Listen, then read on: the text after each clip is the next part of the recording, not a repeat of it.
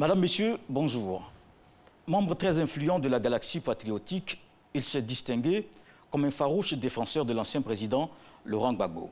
Mais en 2011, la crise post-électorale le contraint à l'exil au Ghana. En 2012, retour au Bercail. Et là, surprise, Évariste Yaké, c'est de lui qu'il s'agit, rejoint le parti au pouvoir et devient même le conseiller de l'ancien secrétaire général du RDR. Pourquoi un tel revirement? Que recherche réellement Évariste Yaké? De l'UDPCI, en passant par le FPI, aujourd'hui le RDR, tel est le parcours politique de notre invité ce lundi dans Instant Vérité. Évariste Yaké, bonjour. Bonjour. Vous avez milité pour les présidents Guèye, Gbagbo et Ouattara. Pourquoi ces choix? Erratum. Erreur déjà parce que je n'ai jamais été membre de l'UDPCI, ni du Front populaire ivoirien, un parti organisé comme l'UDPCI. J'ai été de la majorité présidentielle, là où se trouvaient tous ceux qui, en ce moment, avaient de l'amour et abhorraient l'idéologie du président Laurent Gbagbo, qui était en son temps notre champion. C'est très important. Celui-là même qui a permis que le multipartisme vienne en Côte d'Ivoire. Il faut savoir cadrer les choses une fois pour toutes. Je l'ai dit à La Haye, je le répète ici. Parce que quand on dit qu'on a milité dans un parti, c'est qu'on a pris, on a adhéré à ce parti. On a une carte, on a le nom inscrit quelque part dans les sources référentielles de ce parti. Guèye Robert, je l'ai dit, était pour moi un père. J'ai travaillé avec son fils, père, son nom, le docteur Franck Guèye, qui était mon patron avec Laurent Gbagbo. Mais cela ne fait pas de moi un militant de l'UDPCI. Même si ma région est la base naturelle de l'UDPCI. Voilà. Mais en fait, Yaké, vous êtes un homme insatiable, un homme insaisissable, tantôt avec le président Guèye, Gbagbo, aujourd'hui Ouattara. Qui suivez-vous? Vous suivez les présidents ou les idéologies? Déjà, quand vous dites que je suis insatiable, je vous l'admets parce que je suis à la recherche de ce qui est juste. Le président Guèye, je vous l'ai expliqué. Le président Laurent Gbagbo, j'ai épousé l'idée de Laurent Gbagbo parce que Laurent Gbagbo a permis à ce qu'il y ait le multipartisme. Et comme je suis un adepte, je suis féru de la démocratie, c'est-à-dire de la majorité qui l'emporte, Laurent Gbagbo a apporté ce qu'il appelle la démocratie. Ça a permis qu'en Côte d'Ivoire, il y ait plusieurs partis. Ça, il faut le lui reconnaître. Et Laurent Gbagbo, avec un programme qui, moi, m'a convaincu en son temps. Et j'ai été farouche défenseur de Laurent Gbagbo. Voilà ce qui est clair. Et c'est ce qui est la vérité. Je ne me réunis pas. J'assume. J'ai défendu les idéaux, l'idéologie du président Laurent Gbagbo qui dit que la démocratie doit être appliquée partout. Ça, je le reconnais. Je répète, encore une fois, pour que ça soit clair pour les Ivoiriens, je n'ai jamais été membre de l'UDPCI. D'accord. Alors, vous êtes pour le président Laurent Gbagbo. Oui. La crise est terminée. Aujourd'hui, c'est vous qui contribuez à l'enfoncer puisque vous allez jusqu'à La Haye pour témoigner à charge. Oui. Ben, je ne vous souhaite pas, mais quand vous êtes chez vous et qu'un matin, le bureau du procureur de la République, de la CPI, votre téléphone sonne, là où vous attendez à attendre la voix de Kolo ou bien d'un de vos amis vous dit bonjour, et quand vous dit bonjour, vous êtes M. Yaké, oui, bureau du procureur de la Cour pénale internationale. L'instant qui suit, vous savez que vous venez de vous trouver devant l'histoire. Vous êtes en train de nous dire que vous êtes parti là-bas à La Haye malgré vous? Ben, tous ceux qui vont à La Haye, quand vous êtes cité, vous allez malgré vous-même. On ne décide pas d'aller à La Haye parce qu'on est content d'aller à La Haye. Il faut appeler, c'est un instant de vérité, il faut dire la vérité. Et bientôt, je vous le souhaite, ça sera vous. Mais vous allez à La Haye malgré vous. Oui. Et vous témoignez contre votre mentor. Oui. Mais ça fait quand même une double personnalité politique. Mais non, aller à La Haye ne signifie pas qu'on va incriminer ou bien on va dire ce qui n'est pas. On va dire ce qu'on a vécu. Vous étiez témoin à charge. Bah oui, puisque le bureau du procureur a trouvé que, de par ma position ou bien d'après les enquêtes, je pouvais dire ce qui allait les arranger. Moi, je suis allé à La Haye, en âme et conscience, dire ce que j'ai vécu. Je ne suis pas allé dire ce que je n'ai pas vu et ce que je n'ai pas vécu. Je l'ai dit à La Haye. La preuve, à La Haye, je l'ai dit, j'ai dit moi, par exemple, et vous l'avez suivi, vous l'avez dit, j'ai failli me faire tuer à marche moi. Par mes amis, mes militants de mon parti où je milite aujourd'hui. Mais je l'ai dit. J'ai dit aussi que nous étions ceux-là même qui étaient les porte-étendards de la voix de Laurent Gbagbo. Nous avons décidé de convaincre les jeunes pour les emmener à voter pour notre candidat. Je l'ai dit.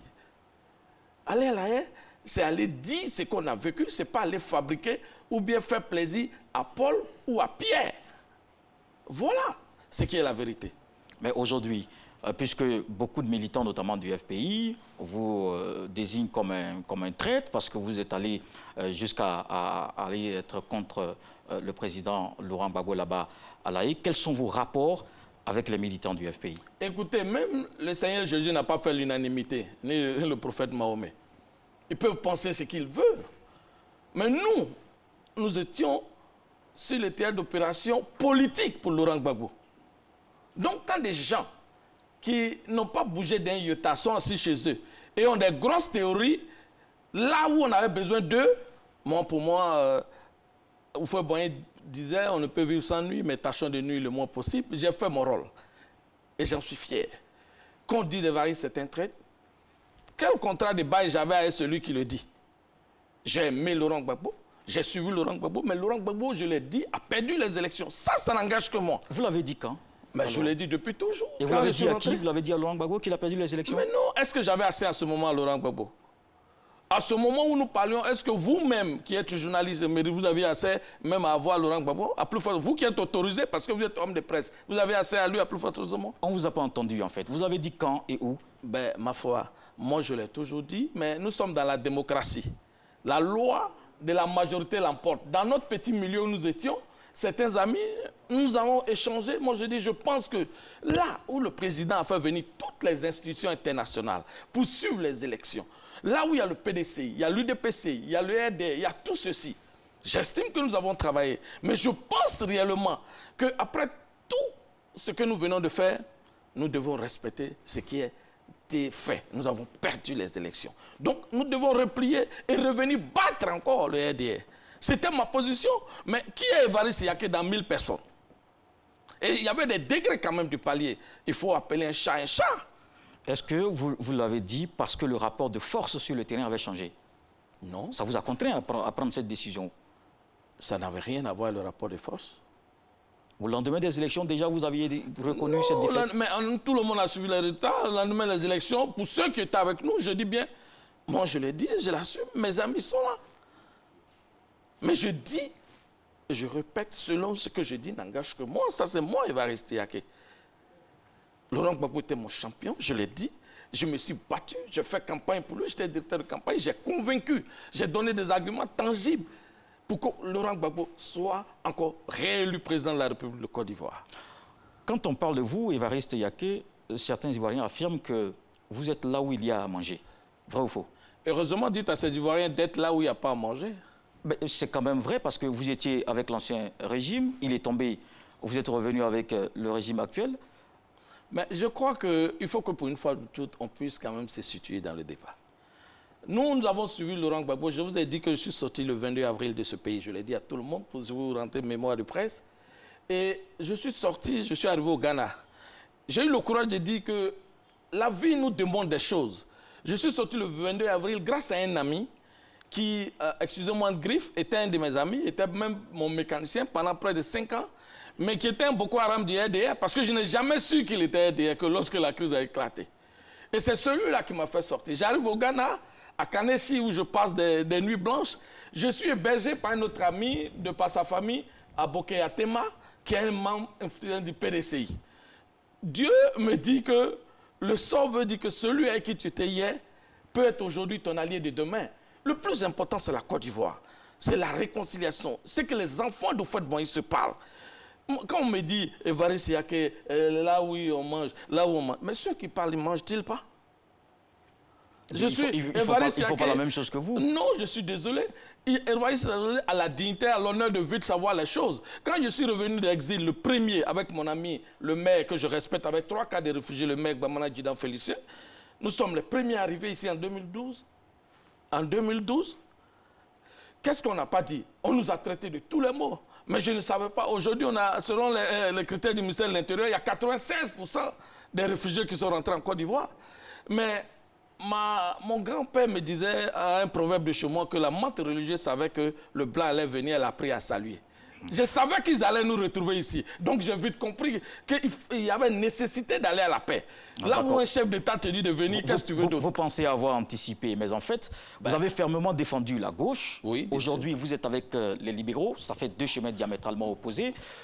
C'est quoi votre engagement finalement? Est-ce que votre crédibilité là n'est pas en jeu, Évariste Yaké? Par rapport à quoi? Ma crédibilité n'est pas en jeu en ce sens que je suis un élu de ma région. Je vous donne. On fait de la politique par rapport à sa région. Je suis un élu de ma région. Ça veut dire que mes parents ont confiance en moi. Et je suis un élu RDR. Ils ont compris le message, je l'ai expliqué. La crédibilité, c'est par rapport à qui ou bien par rapport à quoi? Par rapport à moi-même, je suis tranquille avec mon subconscient. D'accord. Alors on marque une pause et on se retrouve juste après. Ben, ma foi. Instant vérité, merci de nous rejoindre dans cette deuxième partie, toujours avec notre invité. Aujourd'hui, Yaké Évariste, vous êtes le président de la coalition des ex-exilés pour la démocratie et la paix en Côte d'Ivoire. Encore un autre mouvement d'Évariste Yaké pour bénéficier des bonnes grâces du pouvoir. Ben, je crois que, vous venez de le dire, nous avons décidé, avec des amis, des personnalités, des fortes personnalités, d'essayer d'organiser. Vous savez que le flux des réfugiés qui sont revenus, d'après, si mes souvenirs sont bons, le ministère de l'Intérieur sont de 96%. Et moi, M. Yaké Évariste, M. Kwasi Ferdinand Ouattara Kedjibo, et plein d'amis revenus d'exil, nous avons décidé de nous retrouver dans un cadre social, purement social, pour essayer d'organiser et de structuriser, pour trouver un cadre. Parce que les réfugiés qui sont revenus, en tant que chefs de file, nous sommes venus les premiers, nous avons le droit de les suivre, de permettre à ce que ceux-là puissent s'insérer dans le bateau de l'émergence. Et ils peinent à l'avoir, parce que beaucoup de promesses ont été faites, beaucoup n'ont pas été tenues. Beaucoup, il faut saluer déjà aussi le gouvernement que nous félicitons parce qu'on a retrouvé certaines grandes personnalités qui ont retrouvé leur boulot. Je vais parler du ministre Kadé-Bétain, du colonel Kabé. Il y a plein de personnalités qui sont rentrées et qui se sont retrouvées. Nous félicitons le gouvernement, mais nous disons qu'il y a beaucoup à faire.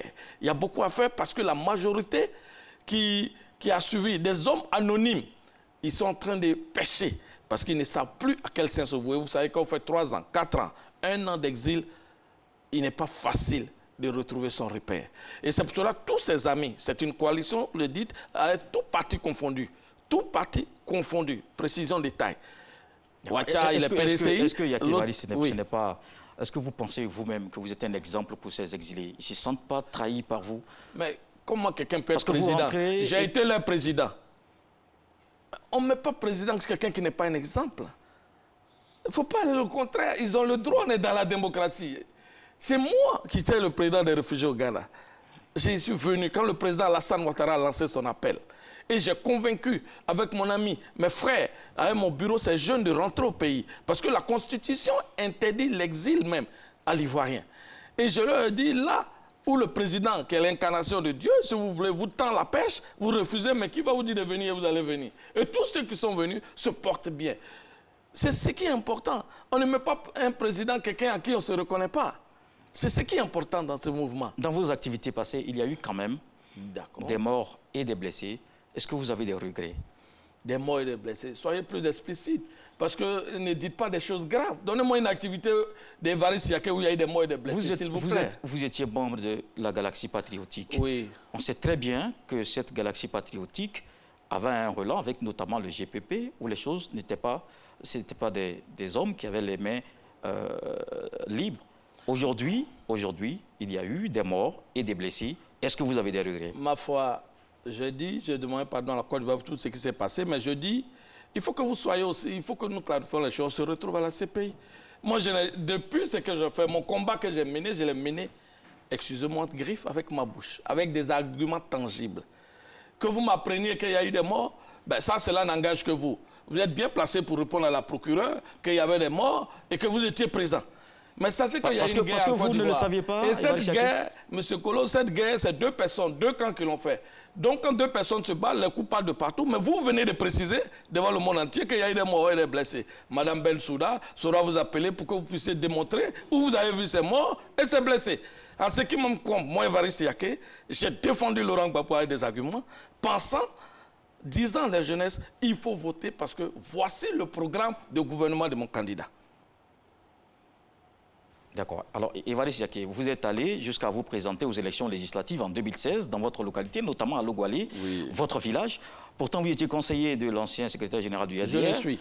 Pas retenu par le parti, mais vous êtes allé quand même en indépendant. Et là, échec. Échec parce que peut-être c'est le rejet d'un homme politique insaisissable. D'accord. Je vous remercie ici déjà conseiller régional du Tampé. Élu. Je me suis présenté et le parti a des règles et la discipline. Le parti a dit, si vous déposez votre dossier, que vous êtes 3, 4 dans une région, que vous n'êtes pas retenu, vous n'avez plus droit à vous représenter par derrière un indépendant. Mais ayant eu l'appel de ma jeunesse et de mes parents, qui m'ont déjà fait confiance en me lisant conseiller régional, je n'ai pas voulu mettre mon parti et mon patron, le ministre Amadou Soumarou, en porte-à-faux. Je lui ai dit poliment, moi, je vais me présenter en indépendant. Mais je dis pour que le président Alassane, ou bien Laurent Gbagbo soit président, ou bien pour que Kigou soit Mitterrand, combien d'échecs n'ont-ils pas fait? C'est un seul échec. D'accord, donc ça se comprend. Soyez rassurés qu'Évariste sera à l'hémicycle en 2020. C'est terminé pour aujourd'hui. Merci. Nous recevions aujourd'hui Évariste Yaké, ex-membre de la Galaxie patriotique, aujourd'hui président de la coalition des ex-exilés pour la démocratie et la paix en Côte d'Ivoire. Merci, à lundi.